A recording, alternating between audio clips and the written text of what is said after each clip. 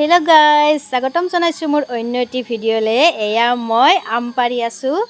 आमार गছত मात्र 5टाए आम আছে ভাবিলো একেটা খাম আজি পকিবলে আৰু বাচ্চাবলে ধৈৰ্য নাই এয়া আম মই 4টাহে পালো এটা পুখুৰীত পৰি গল গাইস এয়া আমাৰ বৰখাই আম কাটি আছে আমাৰ বৰখা মেইন আম চাটনি কৰাত তাই হানিলে টেস্টিও হয় আৰু ধুনিয়াকে কৰে তাৰ বেলা মুখখন দেখুৱাব নালাগে হে মুখখন নেদুখুৱালো বেচেৰিজনীয়ে যিদিনাই আম খাও তাইৰে পালাত পৰে আম কাটিবলে এয়া দেখিছেনে ইমান ধুনিয়াকে কাটি আছে লুফ লাগি গৈছে নহয় নে এয়া মই ভুট জলকীয়া আনিছো নিমখ এয়া ভুট জলকীয়া কাটি আছে কি মজাকে খাম আজি